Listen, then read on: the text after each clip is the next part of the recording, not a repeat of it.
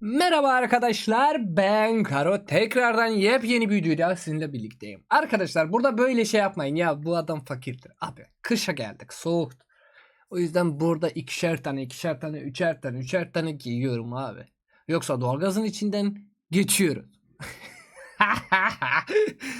Merhaba arkadaşlar, ben Karo. Tekrardan yepyeni bir videoda sizinle birlikteyim. Lütfen videoyu izlemeden önce, eğer ki Karo'yu desteklemek istiyorsanız tabii ki katıl butonu alabiliyorsunuz.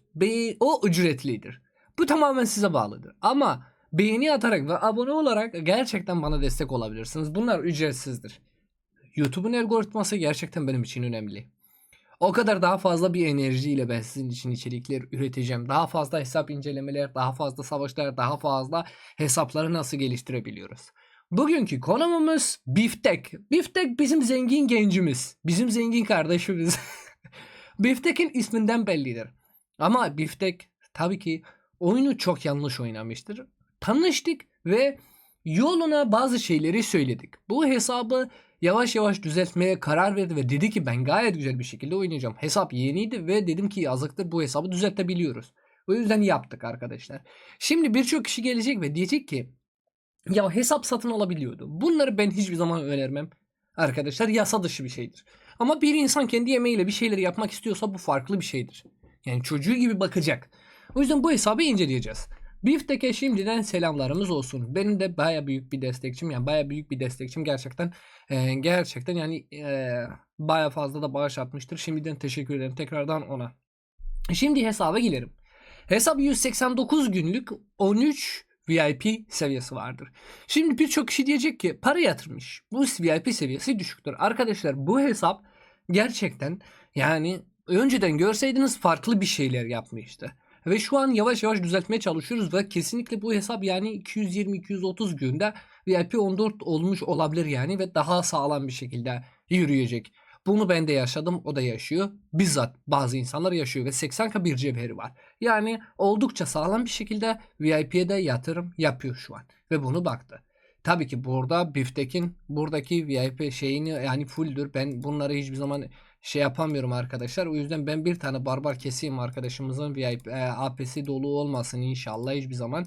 Çünkü bu önemlidir arkadaşlar. 3, 4, 5.'ye yetişir miyiz? Yetişmedik. Evet.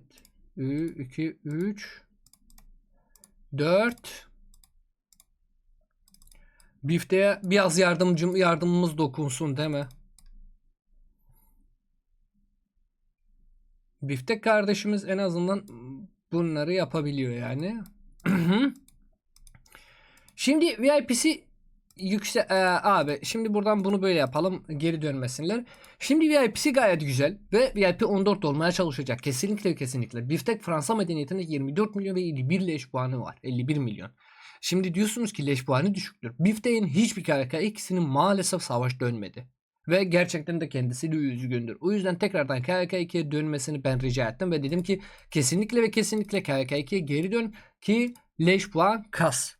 Biftek'in daha fazla bilgisinden buradan 275k öyle olduğundan gayet bellidir ve barizdir arkadaşlar. O yüzden bir şey diyemiyoruz. Buradan direkt krallığı değiştirmiştir ve buradan tabii ki 3837'de gelmiş. 3837'ye selamlarımızı iletiyoruz arkadaşlar. Bütün Türk arkadaşlarımız ve yabancı arkadaşlara selamlarımız olsun.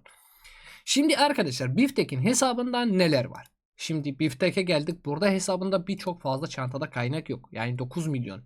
9 milyon gıda, 9 milyon odun, 200 milyon taş ve 374 milyon altın. Bunu bir tık daha yükseltebiliyor. Yolları vardır, kendisi de gayet iyi bilir. Yani bunu ben de söylerim onlardan ama yapabiliyor. Kaynaktan problem çıkmaz hiçbir zaman. Burada hızlandırmaya bakarsak burada 194 gün bir genel hızlandırması, eğitim 16 gün, 5 gün araştırma, inşaat yok arkadaşlar. Eğitimi güzeldir. Yani eğitim güzel. Genel hızlandırması da güzel. Gayet bu KK2 rahat bir şekilde götürür. 24 milyon 500 bin. Ya hatta 28'e kadar da gidebiliyor yani bu hızlandırmayla rahat bir şekilde söyleyebilirim. Şimdi buraya gelirsek arkadaşlar teknolojisine bakarız. Teknolojide neler yapmış. Şimdi teknolojinin önemli detayları burada matematik ve mühendisliktir. Bunları düzeltmiş ve buraya gelmiş arkadaşlar. Buradan da gördüğünüz gibi burada 9, 9, 10 bunlar gayet yanlıştı ve şu an düzeltmiş. arkadaşımız Biftek.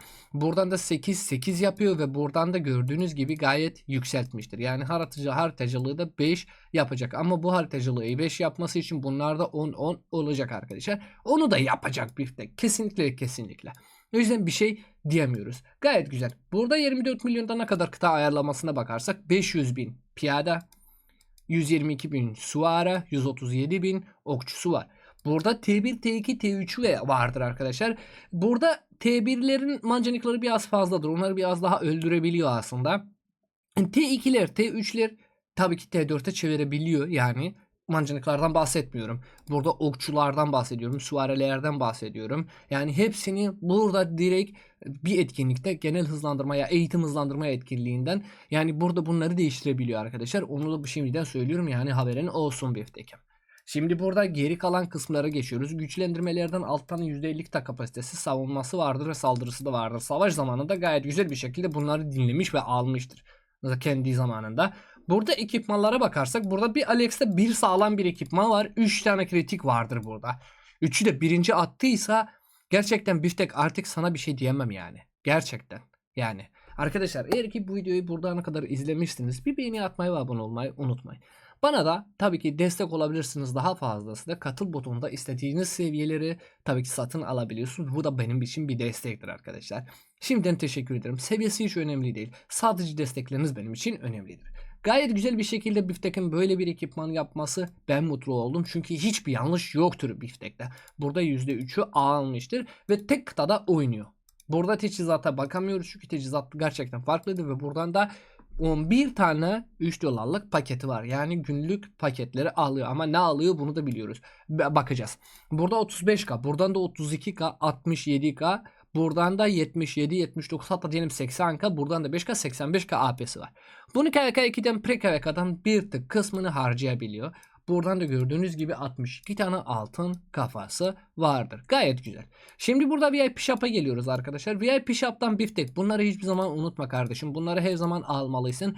Çünkü bunlar oyunun en önemli şeylerden birisi. Mesela burada bunlar direkt pasaport için önemlidir. Yıldızlar veya hatta buradaki taslaklar hepsini satabiliyorsun arkadaşım. Buradaki hiçbir şey başka alma. 112k bir cevhere lazımdır. VIP 14'te ve buradan 80k bir cevheri vardır. Gayet güzel bir şekilde ilerlemiştir Biftek'e. Buradaki paketlere bakarsak burada 50 dolar tamamlanmış ve burada gayet güzel bir şekilde 30 tane altın kafayı almış. Kralın taş giyme töreni 100 dolara kadar gitmiştir ve burada bir bu kalmış. Bunu da galiba alacak da bilmiyorum ne zaman. Buradan da 20 dolar da almış. 50 ve 100'ü kalmıştır. Özel aylık sepetinden bir şey almamış. Buradaki paketleri hiçbirini almamış. Tabii ki. Ama burada Biftek. Yine de ben söyleyeyim. Burada sadece 5 dolarlığı alıyor. Bu da gayet güzel. Aylık bu 5 dolarlık paketi alabiliyorsunuz yani. 200 TL ile bir pasaport her zaman önemlidir arkadaşlar. 200 TL ile cebinizde olsun. Burada günlük sadece YSG'yi alıyor. Merak ettim. Ve buradan da paketlerden 30 günlük mücevher tedariği, 30 günlük araştırma hızlandırması ve buradan da 7 günlük malzemeyi alıyor ki ekipmanları daha sağlam olsun. Burada cevher mağazasından buradaki 100 doları kalıyor. 50 doları sadece almıştır. Gayet güzel bir şekilde şu ana kadar ilerlemiştir. Buraya gelirsek bir Alex full'dur burada arkadaşlar. Alex'i gayet güzel bir şekilde fulllemiş ve ekipmanı da gayet sağlamdır. Buradan da tabii ki yay dizilişi kullanıyor. Yay dizilişi de gayet sağlam bir şekilde hem intikal hızı hem sağlığı hem savunma ve hem saldırısı vardır. Yanında da bir YSG 5335. Ben olsam bu YSG'yi nereye kadar yükseltebiliyorsam yükseltirim. Aslında artık yani buradaki 5-5-3 de olabilir. 3-5 de olabilir ama yine de bu komutanı full diyecek ve sonraki KVK'da eğer ki KVK2 oynamasa bir daha yani bu iki komutanı direkt arkadaşlar en iyi piyade metasına çevirecek ve bu şekilde de rahat bir şekilde Fetih sezonunda ve KK3'te de oynayabiliyor. Yani bu hesapta bir yanlış var mı ya yok mu? Burada 5-4-1-1 bir minimatosu var. 5-2-4-1 bir tabii ki Çavuş'u var. Hiçbir para basmamış ve burada gördüğünüz gibi hiçbir komutanı galiba altın kafa basmamıştır ve böylesine kafalar kendi kendine, komutanlar kendi kendine gelmiştir. Ve bu hesabın tamamen bizim koçluğumuz yaptığımız anlardan gelmiş ve gayet sağlam bir şekilde Alex'i fulllemiş ve YSG'yi de fulllemeye yakındır. Alex'e kaç tane kafa basmıştır buradan görebiliyoruz arkadaşlar. 627 tane ve 63 tane Büyük İskender heykeli kullanmıştır arkadaşlar. Yani çarkı oynamış. Yoksa şimdiye kadar VIP 14 olacaktı. Ve buradan da YSG'ye tabii ki buradan 195 tane altın kafa basmıştır. YSG'nin son becerisi gerçekten çok çok önemlidir arkadaş. Beceri hasar bonusu %50 ve buradan da doğrudan hasar faktörü 1400 vuruyor. Buradan da kazanılan öfke %100 ve uçuların saldığı 100 kazanılan öfkesi var. O yüzden diyoruz ki 5-5-1-5 olabilir. Yani ben olsam yine de buradan arkadaşım Biftek'cim bunu böyle kitleyeceğim. Ve ondan sonrası gitsin. Yani burada bu kazanılan öfke, buradaki öfkeler gerçekten önemlidir. Çünkü 70-100'e kadar 30 tane bir öfke farkımız oluyor ve bu gayet önemlidir arkadaşım. Bunu da sana söylemek istedim. Bifteğin hesabında o kadar ilk başında o kadar hata yapmaya rağmen bu hesabı bu seviyeye getirdiyse gerçekten gurur duyuyorum. Biftek'in sadece bir tık daha aktifliğini gerçekten ben merak ediyorum. Yani yapması gerekiyor. Buradan da Biftek bunları da kullansan günlük gayet güzel oluyor. Çünkü günlük görevlerini hepsini bitirmek zorundasın arkadaşım. Ve buradaki günlük görevlerden gayet güzel bir şekilde bir şeyler yapabiliyorsun. 16 tane görev buradan çat diye bitti ve geri kalanı da tabii ki rahat bir şekilde burada kaynak toplarken yapabiliyor. Günlük girmemiş galiba ya derste artık neler yapacağını bilemiyoruz. Ama böyle bir şekilde de AP'de hiçbir zaman dolu olmasın kardeşim. Çünkü bunlar gayet önemlidir. Geri kalan hiçbir şey kalmamış. Zaten resmi forumda da bunları sürekli alıyor ve bunlardan da gayet memnunum. Çünkü hiçbir yanlış yoktur bu hesapta uzun bir süredir ve bu hesaplardan böyle bir şekilde devam edersiniz. Tabii ki güzel olacak. Burada son olan şeylerimiz de buradan piyadeysiniz demir, süvareysiniz deri, okçuysunuz abonuz ağacı. Sakın ve sakın bunları kullanmayın çünkü bunlar bir şey yaramıyor. Arkadaşlar bu hesabı ben şu an puan verirsem onda eski hatalarına rağmen sadece 9 puan veriyorum. Yoksa şu an gerçekten bir mükemmelin ötesi gidiyor hesap. Ve hiçbir şey yok yani hiçbir yanlışı yok. Eğer ki siz de hesap incelemek istiyorsunuz Instagram'dan bana yazabiliyorsunuz ve ona göre hesaplarınızı inceleyeceğiz. Hesap incelemesi için kaç günlük hesap VIP kaç milyon gücü vardır bunlar da önemlidir benim için. İzlediğiniz için çok çok teşekkür ederim. Beğeni atmayı ve abone olmayı unutmayın. Kendinize çok iyi bakın. Görüşmek üzere. Hoşçakalın. Bay bay.